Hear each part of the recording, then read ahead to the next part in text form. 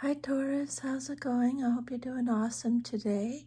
Welcome to my channel, or welcome back to my channel. My name is Lynn, and this is going to be a general reading for the next year, 2026. This is a yearly spread plus one oracle card. So we'll go through each month. I'll go through each card with you, and then we'll do a final summary at the end. So the first card that came out is the Eight of Pentacles, and this card is about skill building, discipline, and effort. So in January, the year begins with focus and commitment. January is about putting in the work, improving a skill, studying, or showing consistency in school, creative projects, or personal goals. Your energy thrives here, so remember, slow, steady progress pays off. What you practice now sets the tone for the year in January, okay? And then your second card that came out for February is the Three of Swords. The Three of Swords is about emotional truth, disappointment, and clarity. So in February may bring emotional tension, misunderstandings, or a painful realization. It doesn't necessarily mean betrayal.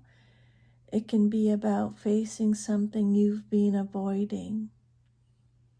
The message with the Three of Swords is pain clears the way for honesty and healing.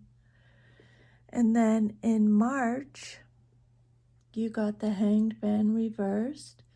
So reversed, this is about resistance, stagnation, impatience. March highlights frustration with feeling stuck. You may want progress, but resist changing your perspective, or you're tired of waiting. Spirit is saying, ask yourself what you're refusing to let go of. In April, you got the Five of Wands, which is about conflict, competition, clashing opinions.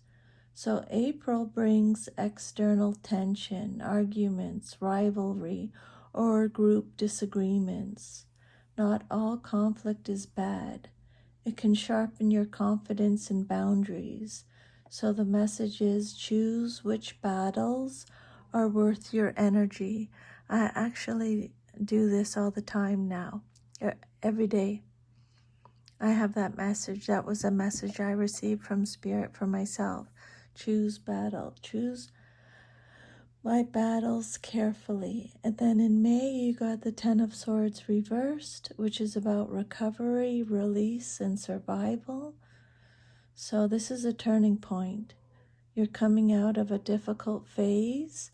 You're healing from burnout, emotional overload, or past stress. The message is you're stronger than what hurt you.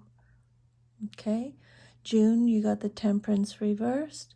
This card is about, reversed is about imbalance, excess, or misalignment. June is asking you to check your habits emotionally, mentally, or physically. You may be giving too much or neglecting balance. So the message is to slow down and recalibrate before burnout hits again. In July, you got the Knight of Wands, which is about passion, movement, and bold action. So July is a high energy month. You may feel inspired to travel, start something exciting, or take risks. Your confidence rises, but impulsiveness is possible. So the message is to act boldly, but don't abandon common sense. And then in August, you got the Judgment reversed. This card is about self-doubt, avoiding a calling.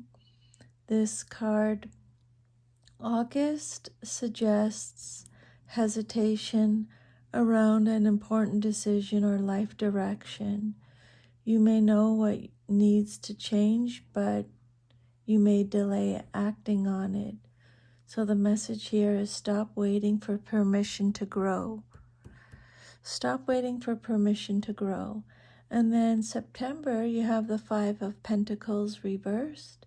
This card is about recovery, support, improvement. A financial or emotional lift arrives. Help becomes available. Your confidence improves, or a rough situation finally eases. So the message here is you're not as alone as you thought. And then in October, you have the Three of Cups reversed.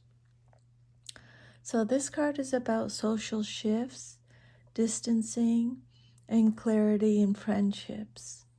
So October may bring changes in your social circle, feeling out of sync, outgrowing certain people, or needing space.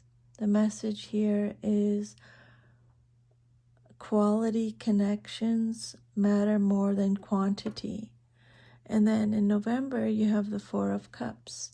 This card is about apathy, reflection, and missed opportunities. So November feels emotionally quiet. You might feel bored, detached, or unsure what you want. The message is to look closely. Something meaningful may be offered quietly. And then for December, you got the Emperor, which is about stability, authority, control, and leadership. So you end 2026 on strong footing. This card signals confidence, structure, and personal authority. You've learned how to stand firm and take responsibility for your direction. In December, you step into your power, grounded and secure. The overall theme for 2026, Spirit is saying, this year is about learning through difficulty, restoring balance, and ending stronger than you began. You move from effort to emotional challenge, to healing, to empowerment. Trust all will be well is the final message. Take care, Taurus. Bye.